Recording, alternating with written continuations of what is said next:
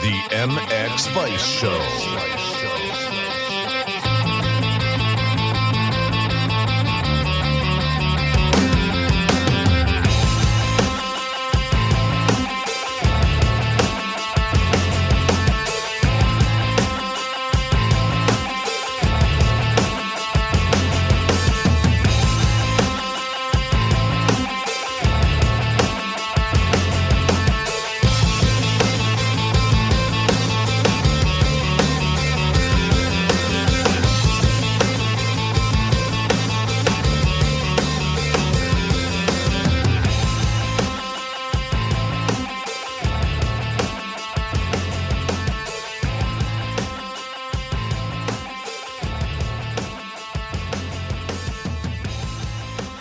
All right, welcome everybody to episode 155 of the MX Vice Show. For this episode, we're joined by AMA Motocross, Supercross, and former GP star as well in Zach Osborne. But before we welcome him to the show, we'd like to thank Parts Europe. Parts Europe distributes spare parts, accessories, and rider equipment for all motorcycle segments in Europe. We support the sport tagline is fortified with the Thor and Moose house brands and their support of world elite MX riders like Blandrin, Prado, Langenfelder, Guadagnini, Jonas, Bogers, and 9 times world champion Thor ambassador Tony Caroli. Your Parts Europe dealer has access to all the big brands for your motocross and enduro bike. Necken, Pro Circuit, FMF, ODI, Cycra, Renthal, Recluse, and many more in stock and ready to be shipped. Check out their website at partseurope.eu or contact your local Parts Europe dealer. With a dealer network of over 10,000 shops, we're sure there is one close to you. All right, firstly, welcome Brad Wheeler to the show. IMX Vice Tester. He's joining us for this one as well. How's life, mate? Yeah, not too bad. Still stuck here in rainy Britain. Did manage to get out on the bike for a little bit on the weekend, but yeah, it was a bit of a mess. It did come good towards the end, but yeah, in terms of testing, wasn't a lot of productive hours, we'll say. But yeah, still loving life, ready for Christmas, and then yeah, ready to watch the A1. So yeah, all good though. Awesome, mate. Cheers for taking the time to join us, and welcome, Zacho. How's life? And thanks for joining us in the busy schedule, mate. I'm sure you're pretty flat out with everything at the moment. Yeah, I'm doing great. Thank you for having me on the show. I'm just cruising along at the moment, actually. A couple of weeks ago, just launched a new training service with my trainer and longtime friend, Ryan Rowell, in TorqueFit. And yeah, just have a couple athletes, Joey Savacci and Jack Chambers here in Florida. So I've been training pretty much flat out with those guys. Done a bit of riding a couple days ago for the first time in a couple weeks, and really had a good time. We've had some good weather in Florida here lately. Had a little storm over the weekend, but other than that, it's been really, really nice. So yeah, just enjoying it, getting in the spirit for Christmas with the kids, and yeah, all that comes with that. So yeah, everything's good. Yeah, mate, it's kind of a logical step that you get into the training side of it. Obviously, you've done so much, you've experienced so much, you've got so much knowledge, you've won so much, so your insight, and obviously traveling, racing all over the world in the GP scene and in America, and just doing it the hard way, mate. So those sort of experience, it's money can't buy stuff. So obviously you're working with, Chambers, especially from our side of the year, mate. So, he's great doing what he's doing. I've spoken to him a couple of times and he really appreciates all you do for him and the help and the insight you give him. So yeah, to tell us a little bit more about the training stuff you're doing, mate. And I guess it's just a great fit given your experience and knowledge from everything from bike setup to physical preparation. It's a smart move, mate, and I'm sure a lot of people will benefit. Yeah, so it's just something that I've always kind of had an interest in, and even through my career, I've always done a lot of reading, a lot of learning, a lot of different methods, different hacks and stuff like that. So for me, it's just sort of a way to give back, and also for Ryan, who is partners with me in the deal. He's moto crazy, and we had a really good little stint in 2016 before I went to Alden's, and we kind of felt like we had a little bit of unfinished business. So this was a really nice way to kind of link back up and put things together for us, and kind of share our knowledge with other people. For me, I've never really been that into, say, like day-to-day rider coaching at the track. I do enjoy that a bit, but not every day, not always, not all the time. I'm more enjoy the training side of things. So yeah, this just seemed like sort of the next step for me for my future. Yeah, it's pretty cool, mate. And obviously with Jack Chambers, he's been doing some preparation with you. Had a really impressive sort of first season in the GPs, mate. You know, he deserves credit for taking the opportunity on and for making that step, because it's no joke, like speaking to him, you know, it was certainly thrown in the deep end, and, you know, he had the bike issues at the start and he really sort of got into a groove and began to hold his own. Injuries didn't help, but yeah, looking forward to another really solid year for him next year. I guess, what are your expectations and what are his expectations as well? Probably battling around the top 5 and maybe could nick a podium, because he's a super talented rider, isn't he, mate? Yeah, I think he needs to build into it a little bit. You know, last year he had a couple of decent results when he got there, and then obviously his foot injury wasn't ideal, but realistically he hadn't ridden outdoors since the previous May, I guess you would say. And even that was very limited. He only did 2 rounds of the outdoors before he got hurt at the 3rd round. So nearly a year off of outdoors. I think he rode 2 or 3 times here, and then 2 or 3 times when he got there, and then straight to the first GP. So, you know, for me, I think the ceiling is a lot higher than what people have seen from Jack, especially outdoors and there last year. So for me, he needs to just start off with some top 10s and just kind of get himself in a solid position, and then he can just battle up from there. You know, I think he and Steve both have some building to do over the next 2 years, and I think that that's the main goal for Jack, is just to improve consistency and really be effective long term down the stretch of the season. Yes. How much does Jack kind of look to you, with obviously not many trainers in America have been to GPs, let alone race as many as you have? How much is he looking to you for bike setup and things like that, when obviously he's still relatively new to the GP scene? Yeah, I mean, I think more than that side of things, more like the lifestyle stuff he looks to me, and obviously training stuff and decision making.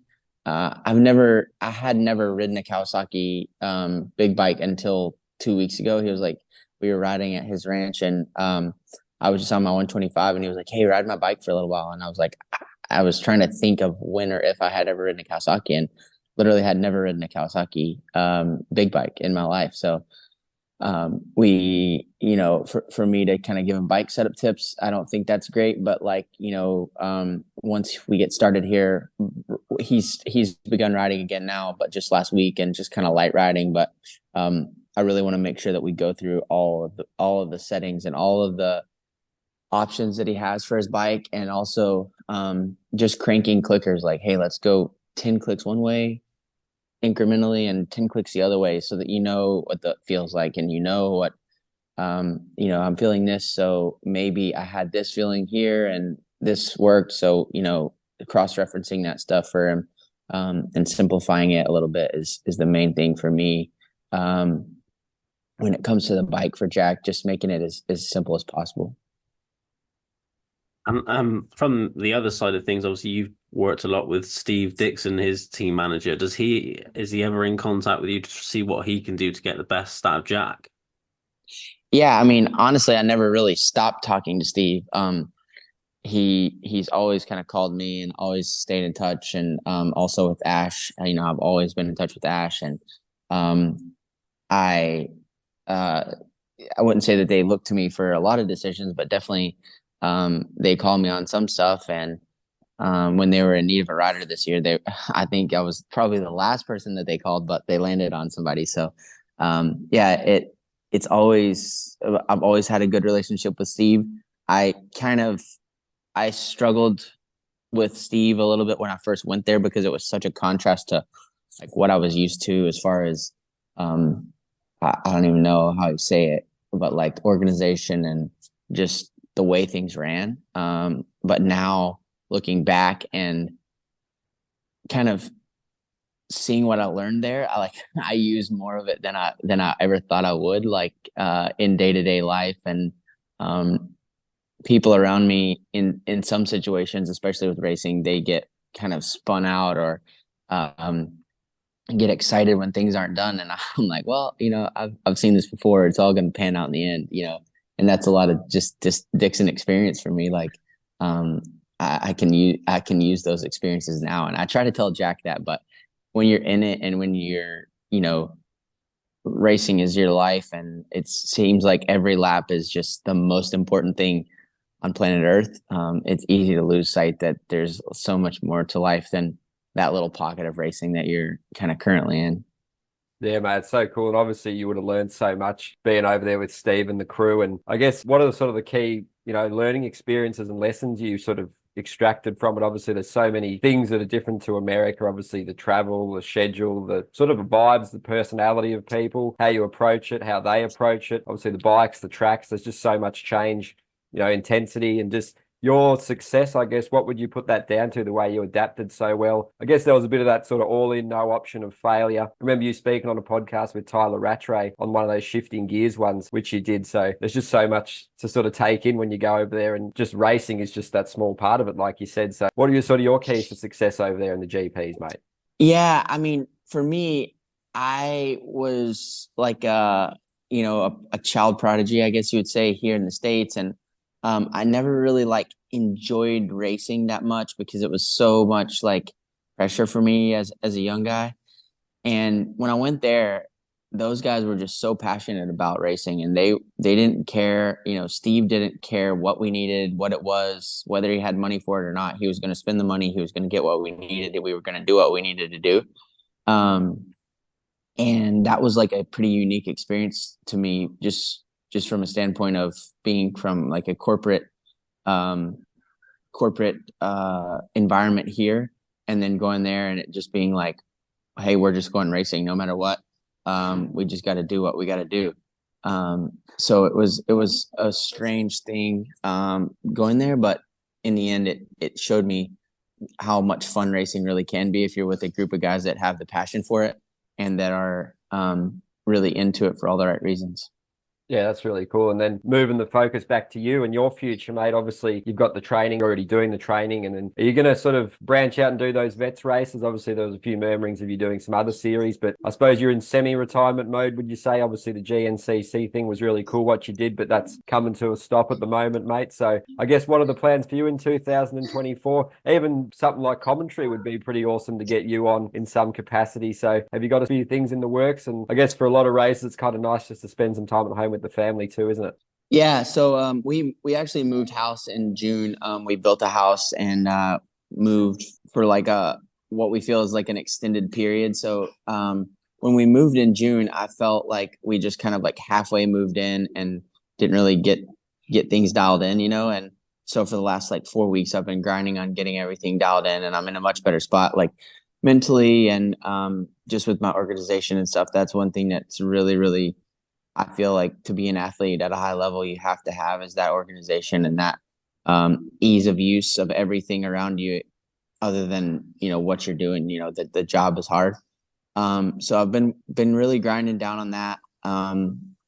Like I said, for like a month or 6 weeks now, and I've been training a ton. And I'm in a really good spot with my fitness. I didn't really have a great year this year just because I broke my arm. That cost me like 8 weeks, and then another 4 weeks to get back racing and blah, blah, blah. So it's just been one thing after the next this year.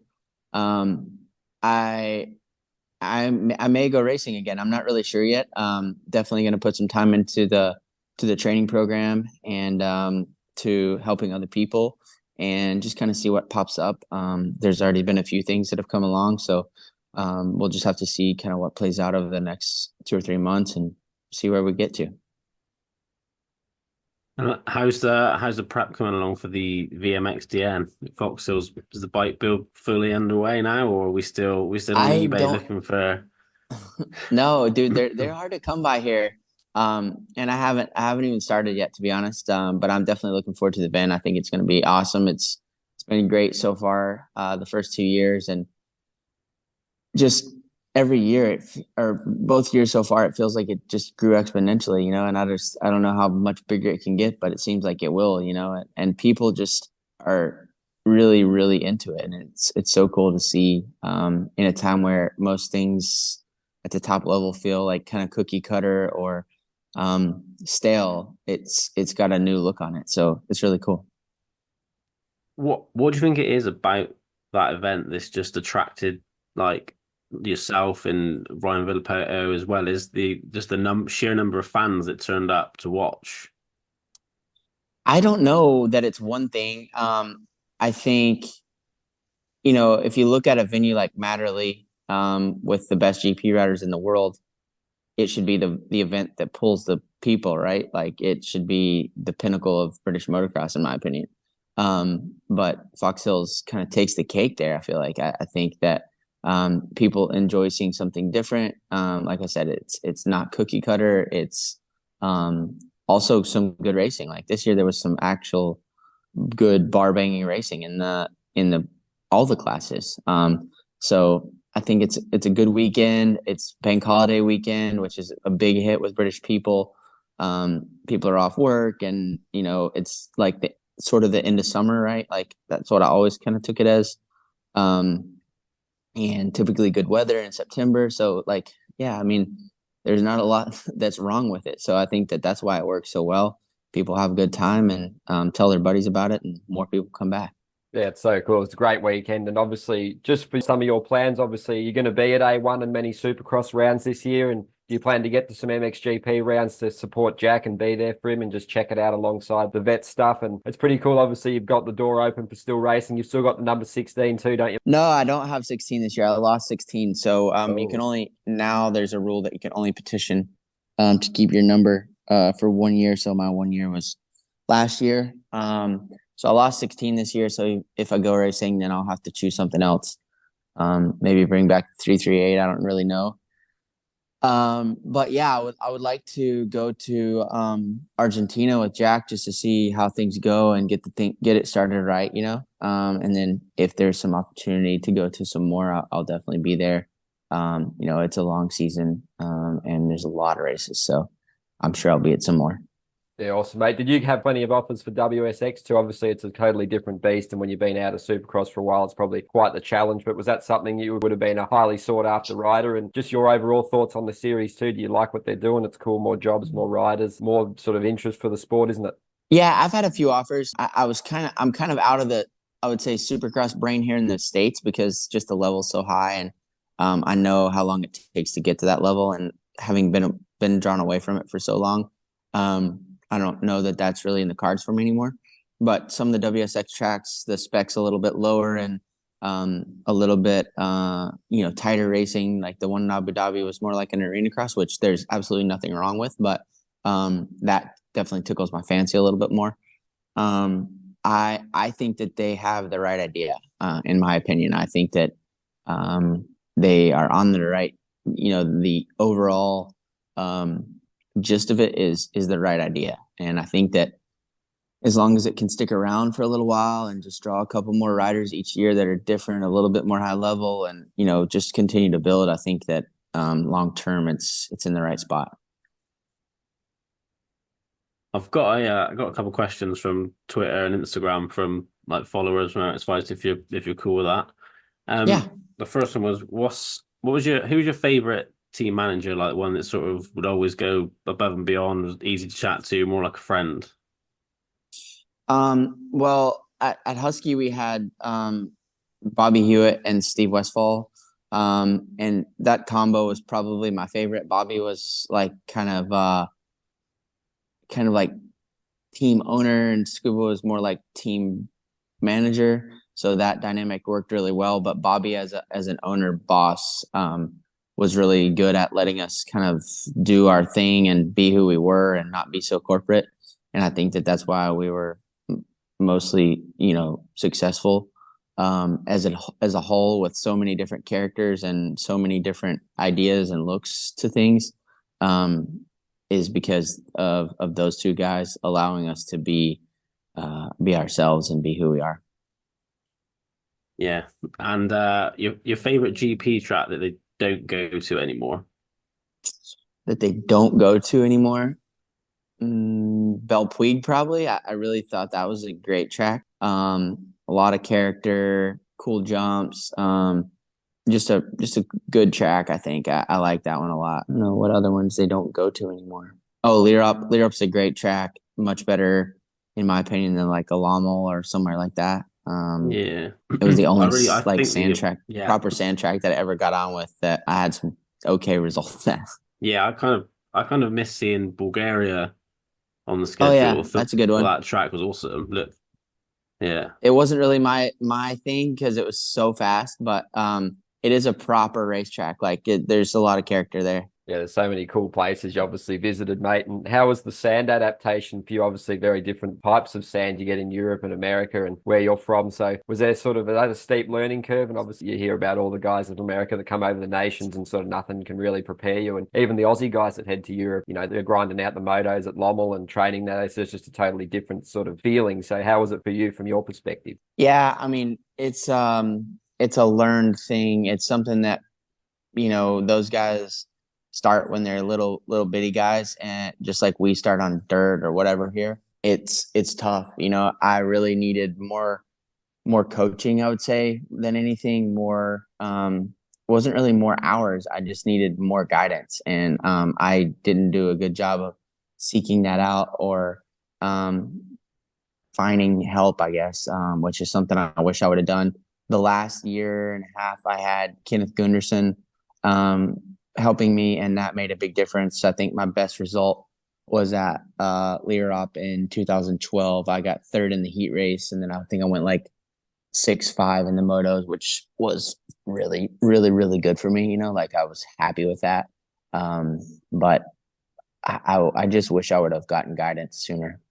Yeah, and I suppose that follows in nicely. What are your thoughts on the EMX feeder system and how sort of excellent it is? And it's a great breeding ground for the young talents to make the step up, especially EMX 250 to MX2. You see guys like Marc-Antoine Rossi and Zanchi this year at France, both getting in the top 10. So I guess it's a really good framework for riders to progress through. And how do you compare that to the AMA structure? Obviously, the amateur racing, there's a lot of chat about that and maybe not long enough motos, not enough races. But I suppose they're sort of trying to improve things with the futures and the combine. So your thoughts on both of the setups on each side of the pond, mate? Yeah, for me, the feeder system's far superior in Europe for getting those guys ready to race GPs than it is here for getting those guys ready to race pro nationals.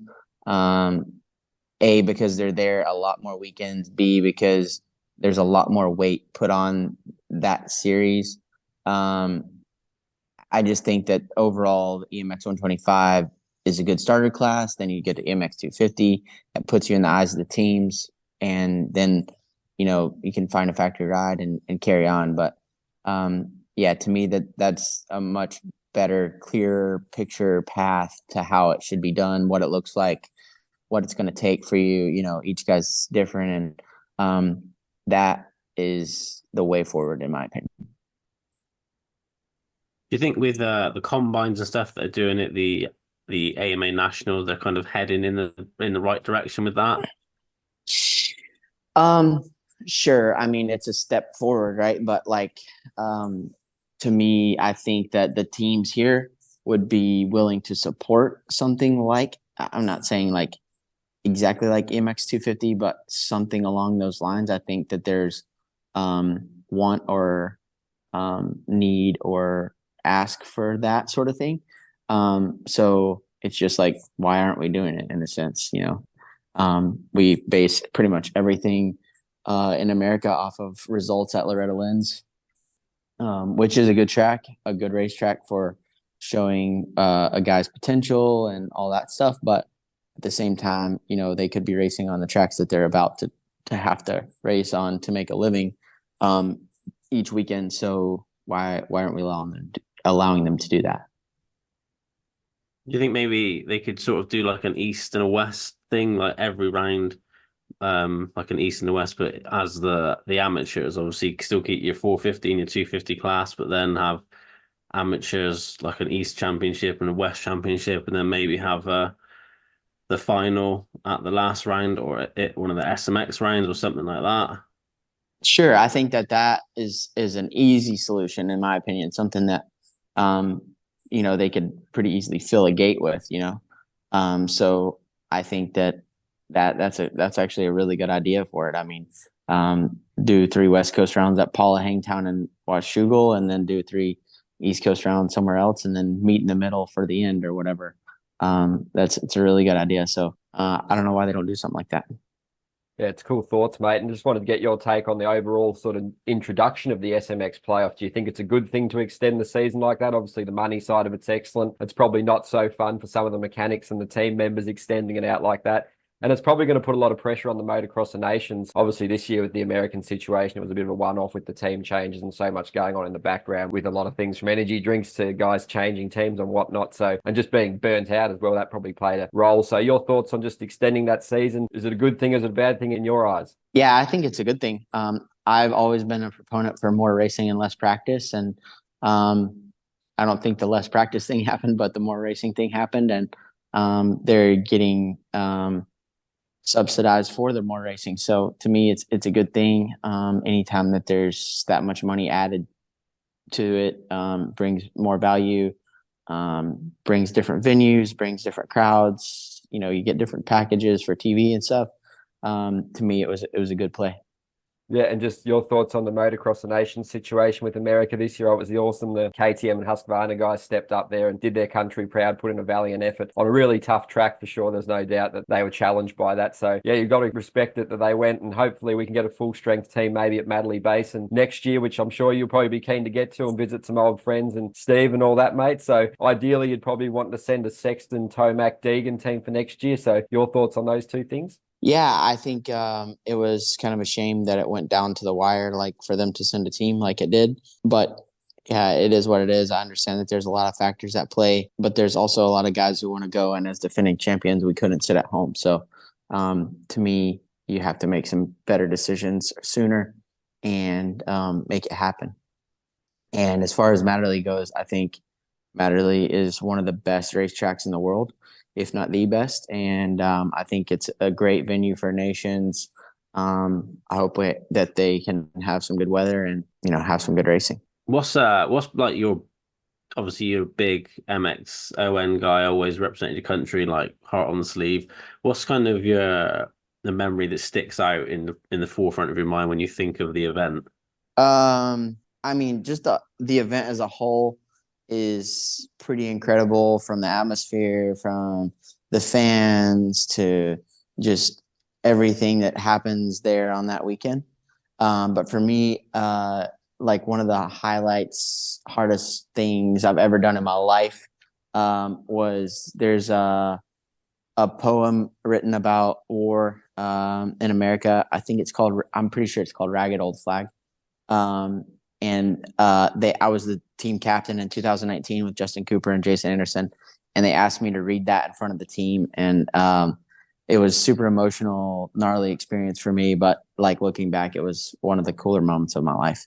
Yeah, nice. That obviously Assen turned out to be a bit of a mess for the whole event. But yeah, I think it's fair to say your whole team got a lot of props, I think, from the whole MX world for the effort that you put in. Obviously, it was unfortunate what happened with Jason and Justin, but yeah, I mean, you guys, the videos that you were putting out on the socials and stuff, you could see that you'd put the effort in, and even Justin Cooper won the like the quali race and stuff. So yeah, it was the the preparation was there, and it could have obviously gone a completely different way. But what do you think? It was the weather that kind of let the thing down, or do you think it was just the incident with Jason and Justin? No, I honestly believe that we were a podium contender, podium threat there. I don't think we were beating the Dutchies, but I definitely think we had a chance at second or third. But it was gone lap one of the first moto on Sunday, so that was that. I mean, Justin won the heat on Saturday, and then got a 28th and a 32nd on Sunday because of circumstances. You know, it was not his fault. It wasn't Jason's fault. It was just racing, and it just so happened to be those two guys. So it's just part of it, man. Yeah, it's just racing's brutal, isn't it, mate? Some days it's just luck's not on your side. It is. There's so many things out of your control that goes wrong. And I guess, how are your experience of the fans in Europe and America, mate? Any contrasts and key differences? Obviously, we saw it Ernay this year. They were pretty wild, those French lads, and just absolutely doing crazy stuff. So your take on it all, both sides, mate? They're both passionate, both love it, but they certainly go about it in different ways, don't they? Yeah, I think Euro fans are always top, in my opinion. They're just wild. They're there to have a good time, and show some passion for their country, and they never fail to do that. So to me, the Euro fans are just next level. Yeah, mate, they're pretty cool, aren't they? And just, another one about sort of any sort of favorite milestones, memories from your time in Europe. And do you sort of look back on things and reflect with a lot of happiness and pride on what you did? Because it's a pretty inspirational journey to sort of venture into the unknown and embrace that situation. And obviously you hear the cool stories about the sleeping under the truck in Russia and just traveling all these cool places. And obviously that Turkey win in 2009 with the GP win was so special too. So just a couple of moments if you want to pick them out. Oh yeah. I mean, the whole Russia trip was pretty wild, and it's a very core memory for me from that time. Went there with my mom and Mel Pocock, and we did the tourist thing. We flew there from Latvia straight to Moscow and stayed there for a week. And I was definitely ready to leave by the time Sunday night rolled around. But it was just a crazy trip all together, and something I still tell my kids about today, just a crazy place. The Turkey story was pretty wild, just the way that it all came together, and to win there was incredible. British GP in 2012, I got on the podium and felt legitimately like a British person just because they were all so hardcore for me. Man, there's so many good stories. I mean, it was some of the funnest times of my life, some of the funnest times of my racing career. And, at the time, in a sense, I wished it away a little bit, and I wish I had more pictures, and I wish I had just embraced it a little bit better, even though I did embrace it, I would say, very well and a lot better than some other people. But man, it was good fun. Speaking of pictures, I've got to ask about the scrub picture where both your feet you kind of stood on the seat sideways. What was that? Was that an every lap situation or? Yeah, it was. That's there's two. There's one from Bulgaria that's a little bit cleaner looking, but the one I think you're talking about is from Uddevalla in Sweden, and you just kind of jump the finish line tabletop, and it was a right down into a right-hander pocket, and then up onto the pit lane straight away. And I don't know. I've always scrubbed with no feet, but that one was just the perfect setup for a right-handed scrub, which is definitely my better side. And yeah, I don't know, it just turned into an iconic picture. Yeah, I think it's probably, especially one of your most famous pictures, I think. But the other thing I was going to ask was, do you remember British Championship at Fox Hills? I want to say 2011, you were battling with Arno Tonus and you just cartwheeled at the top of the hill. Yeah, I feel that one every day. Oh, really? I was literally every day. My shoulder is completely clouded from that. Yeah, you just lapped me when you did that. So I got a lovely little view of you cartwheeling down the track at Fox Hills. It was bad. My hand came off, and when I went to put my hand back on, I grabbed the front brake and just destroyed myself. That was a bad one. That was 2 years in a row at Fox Hills, though, for me, because the year before I got a concussion down in the bottom. I scrubbed and my foot touched the face, and I came off the other side, full Superman, smoked my face on the ground, and I actually still raced that day, which ended up winning me the British Championship. But 2 years in a row, Fox Hills got me. So even now, when we go back for the VMXD, and I'm a little bit chewing nails for the first couple laps. Oh, that's classic, mate. Yeah, it can certainly bite people, that track. It certainly had a few guys sort of going down pretty hard this year as well, didn't it, mate? And I guess just looking at the American riders and obviously the way they grow up, would you encourage more guys to do the GPs? Obviously, it's a lot out of the comfort zone. The money plays, a big role and all that kind of stuff. So would you encourage it? And do you think there's much interest in it, or it's kind of just a lot of dudes just want to get on focusing on Supercross, don't they, from a young age? Yeah, I think that what people miss is that there's a million ways to make a living riding dirt bikes, right?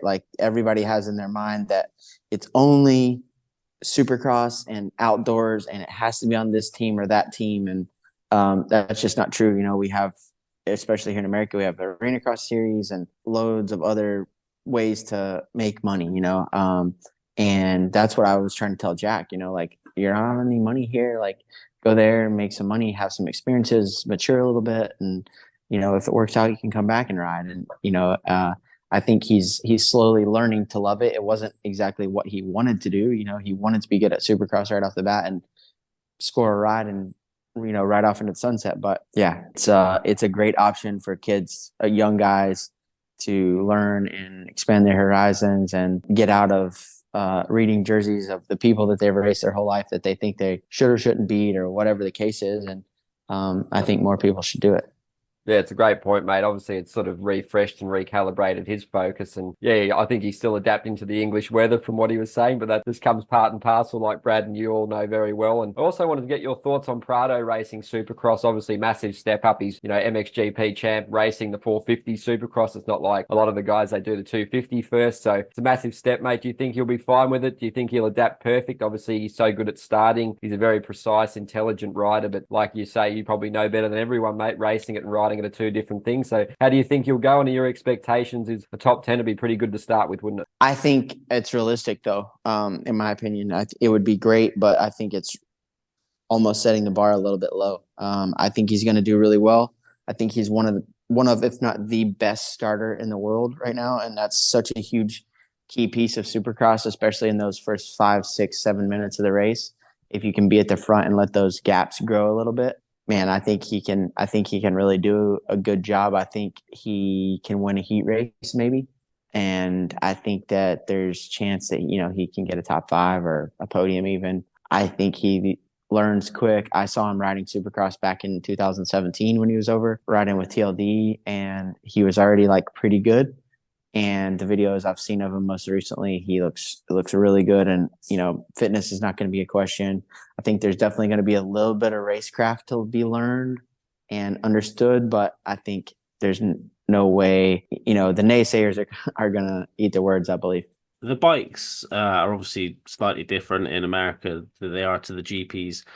But in terms of actual starts and things, are they much different? I don't know. I mean, I don't know what they have there compared to what they have here. I think, as far as this is totally an assumption on my part. As far as electronics and stuff go, I think that everything's pretty close to the same on both sides of the pond for that group. Obviously, there's some big chassis options in Europe that they can use, but here I think they've made a lot of changes this year, from what I understand and what I hear. So to me, I don't think he's going to struggle with anything resource-wise on the bike. Yeah, just obviously we saw Tom Vial come over this year, another renowned starter from the GP, just didn't seem to bring that same intensity, if you will, off the start in the Supercross and in the outdoors. Just kind of seemed to struggle initially. Do you foresee Prado having a similar issue? Maybe just the pressure of the situation, or just the not being used to those riders around him? I don't see a big issue. Like I said, I definitely think that there's going to be some racecraft type stuff to be learned, but I also think that he's a world champion. He's a world champion for a reason. So to me, he's going to figure all that out pretty quick. Typically, the tracks start off a little bit more mellow for Supercross. They don't want to blow everybody up right off the bat. So if we see a mellow A1, I think he's on for a good finish. Yeah, obviously it's going to be a massive season ahead, and A1's going to be fascinating. The field's so stacked. I guess, who are your favourites heading in? Do you lean towards Sexton, Jett, or Tomac? Obviously, Tomac coming back from the injury, he's going to be working away so hard, and he's not going to come back if he doesn't think he can win, is he? So I guess Tomac's going to be really fascinating to see how he goes. And do you think Jett can get it done in the rookie season like he did in motocross? Obviously, Paris Supercross was a nice taster on the 450 Supercross, but you can still extract some positives from that too. But I guess come A1, it'll be pretty fascinating to see all those storylines unfold, as well as Sexton going to the KTM. Yeah, no doubt. I think that we have a really good season coming up. Hopefully everybody can stay healthy, and it lives up to the hype. For me, I think Eli's the favorite somehow. I just think that he has the least amount of change. He's probably feeling pretty fresh after a couple of months off. I don't see any issues with this injury. It's, with sports science and sports medicine these days, it's pretty straightforward. I think he's the favorite. I think Jett's going to win races for sure and challenge. And, maybe I'm wrong. Maybe he runs away with it. Who knows? We saw that in outdoors. Obviously, it was pretty impressive. But to me, I think that the championship's mostly between those two. I'd really like to see Jason get back in there, get back to that 2022 kind of form he had with 7 race wins and all that. Coop's going to be rejuvenated on the Yamaha. So I think there's just a lot of really good storylines leading up to the season. But Eli's probably my Yeah, absolutely, mate. It's going to be so favorite cool. for the title. Yeah, it's going to be so good. I remember you mentioned that on the Pulp Show a little while ago, and there was a few wows going on when you mentioned that, but you can't doubt the man. He's a machine. He should have won the last, obviously, he's won one of the last two, should have won both of the last two. And another guy that you know extremely well, Kenny Rocks, and he's just so happy at the moment. He's refreshed. He's kind of had a little bit of a mini preseason, so maybe that'll hold him in good stead to come out more firing than the others at A1 with the WSX stuff he's been doing. But it's impressive how well he adapts to everything. Obviously, he did the outdoors that one round and just held his own. He did the MXOE, he did the SMX, he did Supercross, World Supercross. He's done it all, mate. So happy on that program. He loves the freedom. He's just in a really good place right now, isn't he, mate? Yeah, I would agree with that. I've done a little bit of training with Kenny over the past couple months, and yeah, he's always just keen. Honestly, like he's just excited to do it, And we were kind of talking about it a couple weeks ago, and I was kind of asking him, like, what's the deal, because I know he has sort of a new diet and new no trainer, and I was like, what's the deal, like what's the difference? And he was like, honestly, like I just decided that it was going to be my passion to do this stuff and figure it out and get better, and it's working. And I was like, yeah, like for sure it's working. And like you said, I think he's just in a really good spot, and when you're happy, the results come. So he's one of the most talented guys to ever ride a dirt bike, in my opinion, and is always capable of winning races. So he's another one that's just going to be right there in the mix. So you moved off of the Geico Honda at the end of 14. onto 14. Oh yes, what was almost a KTM, as near as can be without it being orange. What kind of some of the things that you struggled with and some of the things that you found better? Because obviously Chase has moved off of the Honda to the KTM, which is obviously the steel frame, etc.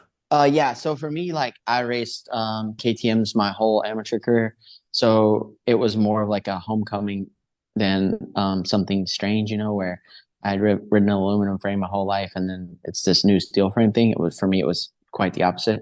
I didn't really find any challenges. I found a little bit more of the Steve Dixon attitude of like, hey, we're going racing for fun. Whereas Geico was super corporate, and for me, it was more always about the atmosphere than the bike. I just thrived on having fun and fun people around me, and everybody being happy with what I was producing, basically. So it was a big paradigm shift for me, that I was back to, like, I went from where I felt like I was stuck in America to Steve's team, and found the passion and found the fun. And then I was straight back in the fire, with Geico. And then I went there to Rockstar Husky, and kind of found that fun again. That's what was the difference for me.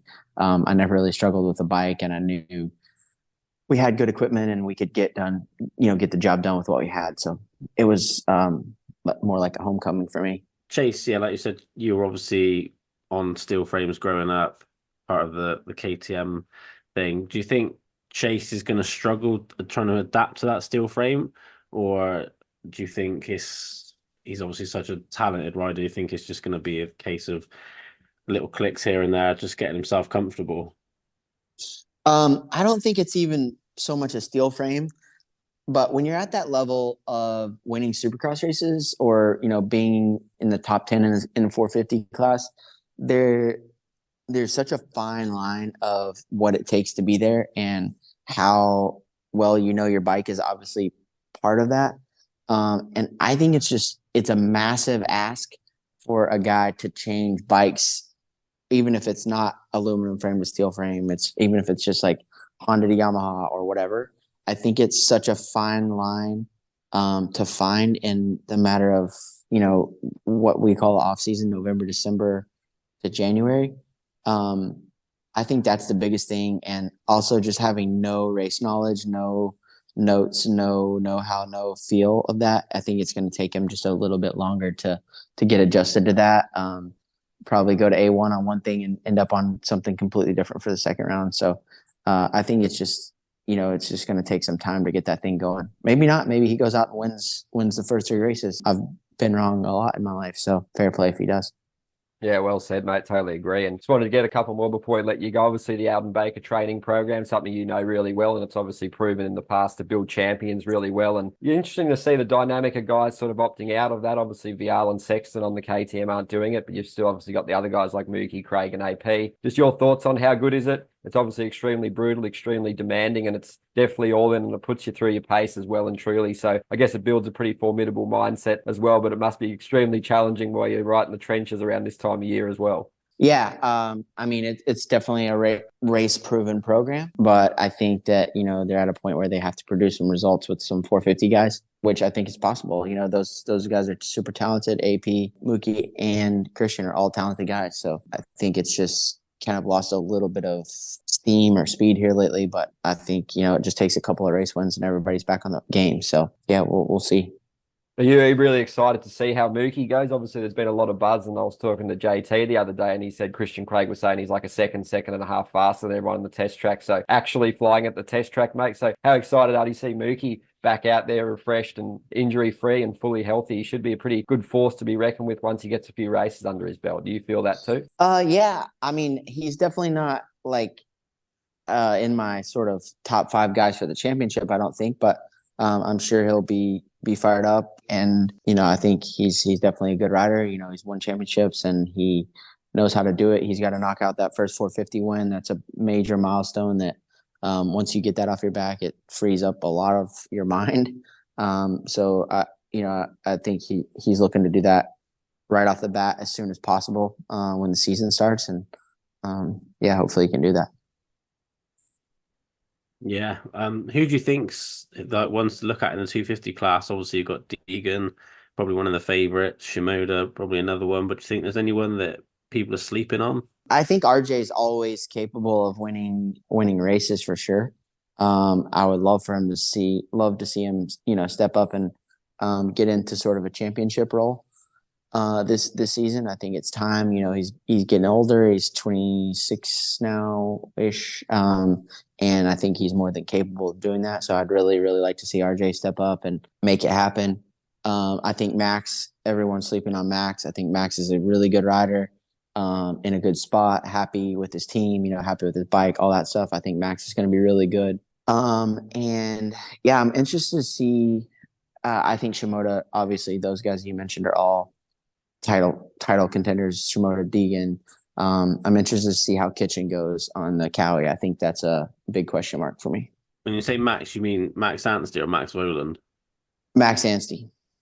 Yeah. Why do you think Max Voland will fare? Obviously, again, moving to the pro circuit team. Yeah, I think he'll be good. I think he's got, obviously he's got to overcome those missed main events. That's not ideal. No matter how fast you are, how many races you can win, if you're not in every main event, it's going to be really hard to win a title. So I think he needs to have just a more well-rounded year and shoot for championship next year, maybe. Yeah, awesome, mate. We really appreciate you taking the time to have a chat to us. It's been a brilliant podcast. We've enjoyed hearing all your insight. And just before I let you go, any final thoughts on anything? Are you heading to A1? And we definitely wish you all from MX Vice a top Christmas with the family and a brilliant 2024. Yeah, thank you guys for having me. Merry Christmas. I don't think I'm going to A1 at the moment. Maybe if something pops up, I might head out there. But yeah, I'm just looking forward to see how this all unfolds for Supercross. I think it's going to be a really good season. Like I said earlier, I think we like often we have a season where we could have 10 winners, but there will probably only be 3 or 4. We always come in with this major hype, but I think that the contenders and the pretenders will sort themselves out pretty quick right off the bat, honestly. Yeah, absolutely, mate. Let you have a final word too, Brad. I'll just thank the sponsor for the second part of this one in AS3 Performance Parts, the home of aftermarket motocross enduro parts, from hardware and protection parts, including skid plates and radiator braces, to performance cooling parts, including silicon radiator hoses and oversized impeller kits. AS3 also have a huge range of brake, clutch, and gear levers, all with different features and adjustability. Check them out online at www.as3performance.co.uk. So all the best, Brad. Thanks for taking the time, mate. Any final thoughts from you as well? No, just thank you to Yamaha UK again for supplying us with a 24YZ 450 to do all of our product testing on. They've been good as gold, and Even Strokes as well. If you're in the market for some motocross gear or motocross parts, head on over to evenstrokes.com. All right, no worries, lads. Thanks for taking the time and all the best, Zacho. We look forward to speaking again soon and have a top Christmas. Awesome. Have a good one, Cheers, guys. lads.